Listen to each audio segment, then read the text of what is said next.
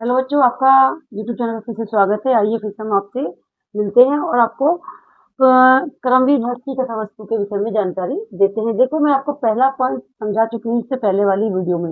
इसमें मैंने आपको कथा वस्तु का पूर्ण रूप से व्याख्या किया। देखिए, ये व्याख्या जो मैं समझाने जा रही हूँ भक्त के चरित्र पर भी आधारित है।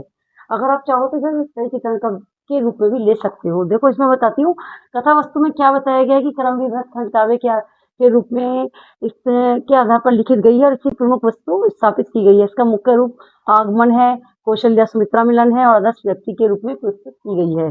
इसका देखो, आगमन के विषय में मैं पहले भी बता चुकी हूँ कि इसमें जब दूत सूचना लेकर भरत को अयोध्या वापस लाने के लिए आते हैं, वो अपने ननिहाल में रह रहे होते हैं, तो वो उनकी बात को सुनकर बड़ा ही चौकन्ना महसूस करते हैं, क्योंकि राम के होते वो सोचते हैं कि मेरे ऐसी कौन सी आवश्यकता आन पड़ी कि मुझे अयोध्या आना पड़े।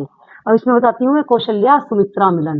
देखिए, कौशल्या सुमित्रा मिलन जब भरत राजभवन के रूप में राजभवन से होते हुए कौशल्या सुमित्रा मिलन अपनी माताओं के पास आते हैं, तो वो देखते हैं उनके भरत दुखी मन से माता कौशल्या और सुमित्रा के पास जाते हैं और माताएं उनके संताप को दूर करते हुए उन्हें कर्तव्य के पथ पर आगे बढ़ने की प्रेरणा देती हैं। यानी कि जब भरत बहुत ही दुखी मन से अपनी माताओं को के पास आते हैं तो उनके अस्त्र वस्त्र सब कुछ अस्त व्यस्त फैले होते हैं, क्योंकि वो एक शोकग्रस्त में बैठी होती हैं और माताएं उनको सिर्फ एक ही बात समझा रही होती हैं कि जो होना होता है वो तो होकर ही रहता है, अब तुम अपने कर्तव्य के पथ पर आगे बढ़ो और अपने कार्य को पूर्ण रूप से करो। अगला पॉइंट है राम भरत मिलन। इसके बाद जब भरत राम को वनवास प्राप्त हो जाता है और वो पिता का दाह संस्कार कर देते हैं, यानी कि राजा दशरथ का दाह संस्कार कर देते हैं, उसके बाद वो राम को वापस लौटाने के लिए कहाँ जाते हैं, चित्रकूट में जाकर निवेश करते हैं और वहां जाकर वो राम को बनाने की पूर्ण रूप से कोशिश करते हैं, लेकिन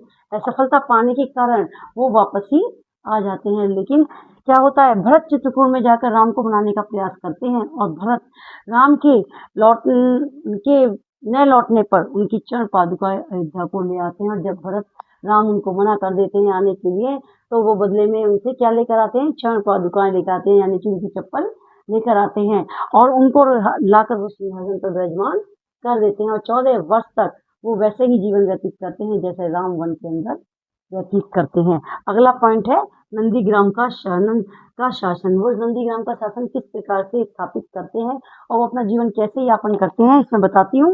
भरत स्वयं राजा न बनकर, यानी कि भरत अपना राजा के रूप में शासन नहीं करते, वो एक सन्यासी के रूप में शासन करते हैं और राम के सेवक के रूप में नंदीग्राम में रहकर न्याय के धर्म के साथ राज्य का संचालन करते हैं और बहुत ही निष्ठा और प्रेम पूर्वक और न्याय से वो अपने राज्य का संचालन करते हैं।